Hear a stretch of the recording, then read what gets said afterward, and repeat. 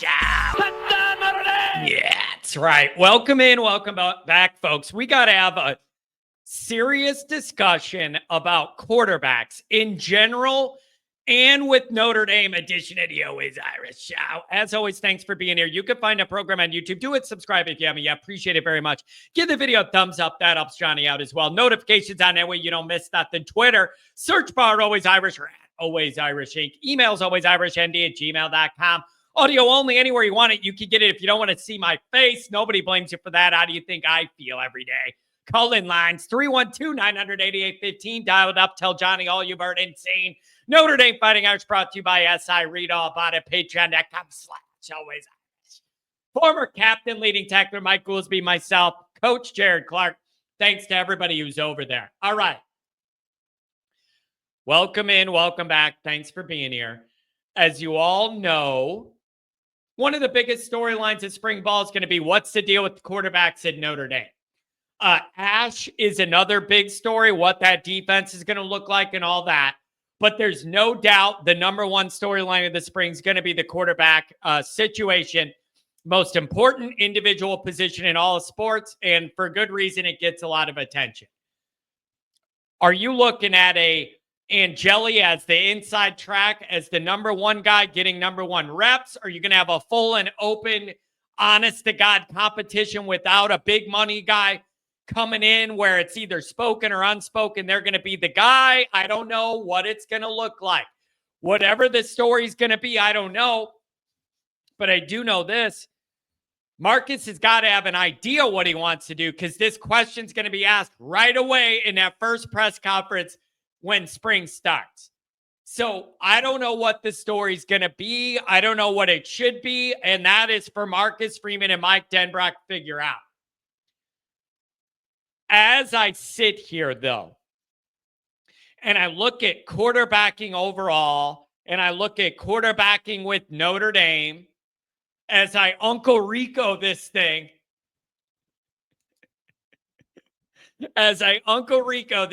from my basement, I have a basic question to ask. This involves the Notre Dame situation and overall quarterbacking.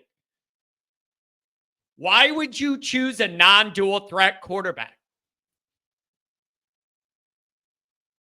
Like, I'm asking, it's not sarcastic. It's not necessarily rhetorical. I'm asking, why would you choose a non-dual threat quarterback? Look at Leonard's legs and all that his legs accomplished for Notre Dame this year. Look at the quarterbacks in the Super Bowl. I watched a lot of LSU since Kelly's been, I think, of all the plays Jaden Daniels made with his legs escaping, winning that Heisman. Why would anybody choose a non-dual threat quarterback? What is the upside? I'm honestly asking. I'm not being sarcastic. I'm trying to think through this. Think of how many more possibilities there are, man, when you have a guy that is comfortable and dangerous doing both. You could run plays just for him that make the defense have to account for that extra man. Moving around nimbly in the pocket to avoid pressure. Buying time to moving around to then throw or run. Broken plays, goal line, short yardage. Broken plays that then turn into first downs. Think about a 3rd and 7 clear passing play. Nobody's open. The protection breaks down and it turns into a 7.5-yard run to the edge just to get the first down. Keep the chains moving. I want quarterbacks to be able to do both. Because why not? Why not? Let's examine the argument from the other side. I'd consider a non-run threat quarterback if these conditions are met. All of these conditions are met. Number one, guaranteed great high-level O-line play. Number two, Ohio State caliber wide receivers to throw it to. And number 3, the quarterback is known and proven to be super accurate, and he has big league arm talent. If I have all of those, plus Notre Dame's running game, I'm really open to this. But if you don't have all that, or until you get all that, give me a dual threat guy.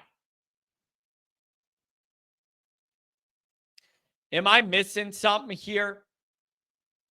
Like, I'm very open to the idea that I'm thinking of this wrong or short-sighted, or I'm not recognizing all of the things involved that need to be calculated here. If I'm missing something, let me know. But the way I see it is, it seems to me that if you have a guy comfortable and good at running and passing, every play has a backup play that can work. It doubles your chances for a successful play every single snap. It's 3rd and long, and they snap it to the quarterback, and it's a pass play. And if nobody's open and the protection breaks down, you have a mobile guy, he could go get that first down with his legs, or do a scramble drill where he runs around long enough, somebody eventually gets open. But if you have a statue back there, if nobody gets open or the protection breaks down, it's a sack or the guy's throwing it 5 rows up and you're punting. The play's dead. The play's over.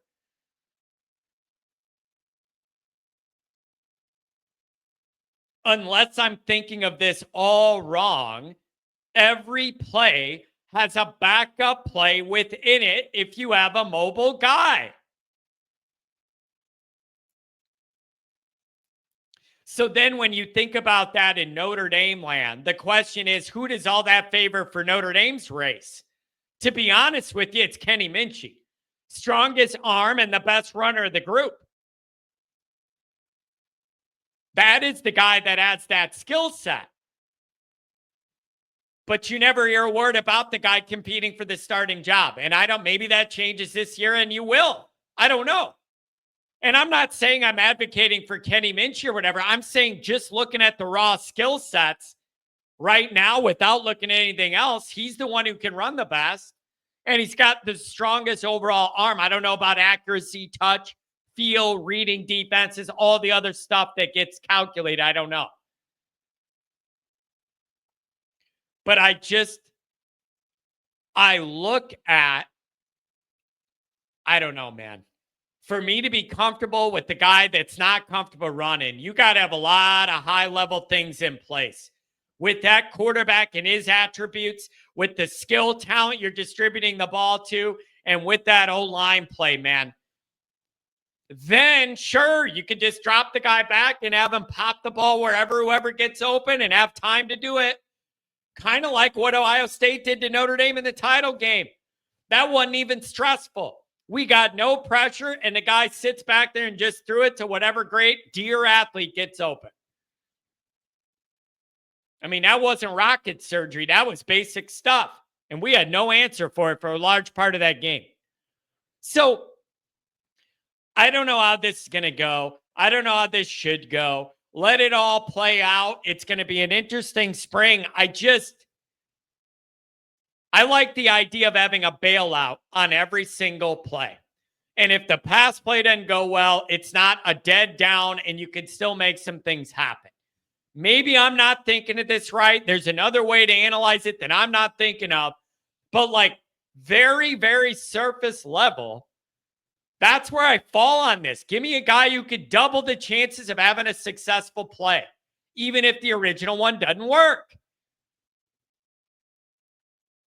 What do you guys think? Let me know if I'm not thinking of something that you're thinking of in this calculation. I don't know how Marcus Freeman's going to choose to set up this spring quarterback thing is going to be so interesting. He's got to have a plan. And that initial press conference to kick off spring, share what that plan's going to be and what it all looks like and whatever else. Is it total open competition, see who plays the best? Is it Steve's going to run with the ones, and then we see where it goes from there. This could go a bunch of different ways, and it's up to Freeman to set that tone in that first spring presser because he's going to be asked. You got to have a plan, and I can't wait to see what it is. Let me know what you guys think. Don't forget to check out the merchandise. The link is in the description. You can browse and carouse all the different Always Irish gear. Make sure you head over there and get something for the next tailgate. Thanks for being here.